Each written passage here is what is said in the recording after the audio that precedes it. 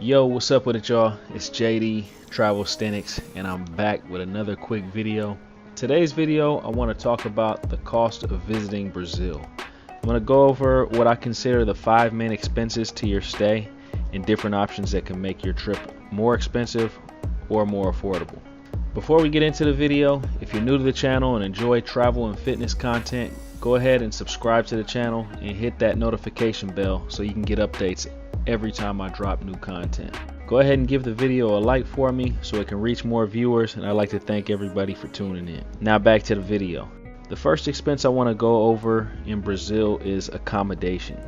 There's many different options for this, such as Airbnb, hotel, or even hostel. To keep it simple, I'm going to tell you to stay at an Airbnb. You get more bang for your buck, there's less rules, and you get way more space. I stayed at one hotel in Rio and I was far from impressed.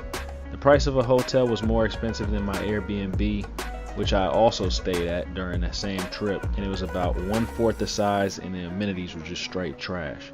Now when it comes to the price of your Airbnb, you can spend anywhere from $10 a night to $200 a night.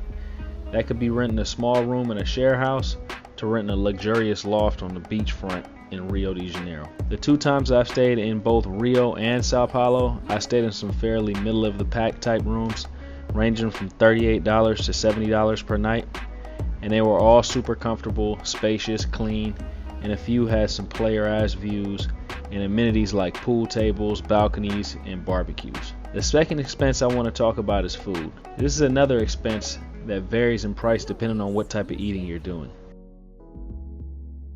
So one of the regular dishes that I was eating on the regular in Brazil was acai bowls, which generally cost about $4 for a nice sized bowl with all the toppings. Another one is pizza, which can be on a sliding scale depending on how nice the restaurant is. I had some of the best pizza I've ever had in my life at this spot called Braz Pizza, which is a fancy little sit down restaurant in Sao Paulo, Brazil. I ordered a big personal pizza, a salad, and a beer, and it all cost about $25. Brazilians love grilled meat, and that's where things can really vary.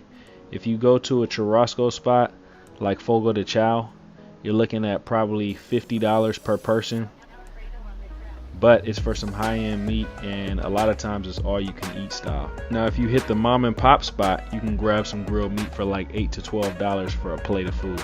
So I'll talk about one more dish to keep the food section short, and that's feijoada. You can get feijoada from anywhere from $5 to $20, and that's actually Brazil's national dish. So basically, when it comes down to food in Brazil, I'd say on average, you're probably looking at around $8 to $10 if you're going to just regular restaurants. And if you're going to like fancier places, you're probably looking at paying anywhere between $20 to $40. So the next expense we're going to go over is nightlife. This can vary depending on if we're talking about clubs, bars, lounges, or just kicking it on the strip in a place like Lapa, Rio de Janeiro, or Vila Madalena in Sao Paulo. I say clubs are typically about $7 to $20 to get in, and usually that comes with a drink, and on the higher end you could be at a place that's an all you can drink club. I'm not a huge club person personally, but I do enjoy bar hopping and hitting up hookah lounges. Bars are free to get into, and drinks tend to be about $4 to $5 a pop. Hookah lounges are the same, although you're going to have to pay for a hookah, and that's going to be about $10 to $15, which really ain't nothing. They also have music and dance floors in that spot, so you can still get down on the dance floor. You get all the benefits of the club, but it's just a more chill vibe. Now the third option is just keep it super cheap and buy drinks from the street vendors. Those drinks are way cheaper. I'd probably say they're going to go about $2 an average. Sometimes you can find drinks there for about $1. Those drinks are super strong, but they're typically using cheaper alcohol. You can grab those drinks and just parking lot pimp pretty much, and there's tons of ladies out chilling outside of the bars and clubs. After you finish your drinks, you can go into the bars or go into the clubs or do whatever you want to do anyway. So I definitely recommend hitting up a couple of those drink vendors when you're in Rio, Sao Paulo, wherever you go in Brazil. Down to the fourth expense, and this is going to be transportation.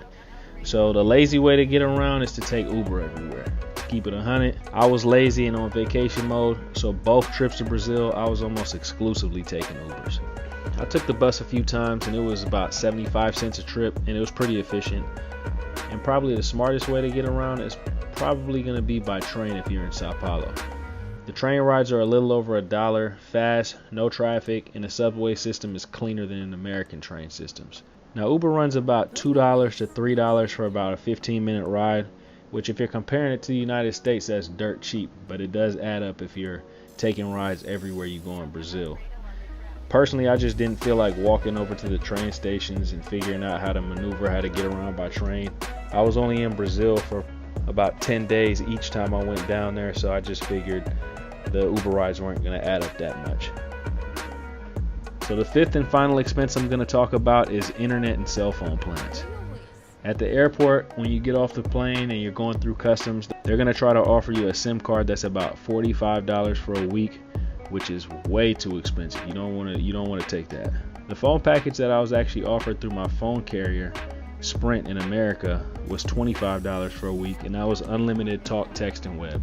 If you hit the malls up and hit up some of those cell phone carrier stores, you can get a number of minutes, internet, and call time, and they have different prices set up. I'd say it's anywhere from about $10 to $20, but the only problem with that is a limited amount of data and a limited amount of minutes. So I would honestly just go with whatever your American carrier is. It's easier, you can plan it out before you get down to Brazil. It might be a little bit more expensive, but you're just saving yourself a whole lot of hassle. Another option that you have when it comes down to cell phone stuff is just go with the low speed data and just go with the pricier calls when you actually need to make a call when you're in Brazil. At the end of the day, you don't go on vacation to be on your phone the whole time. You want to be in the moment and enjoy your surroundings. Anyways, y'all, that's it for today's video. If you guys have any questions on the cost of visiting Brazil, you can hit me on Instagram, that's at travelsthenix, or hit my email, which is also listed down below in the description.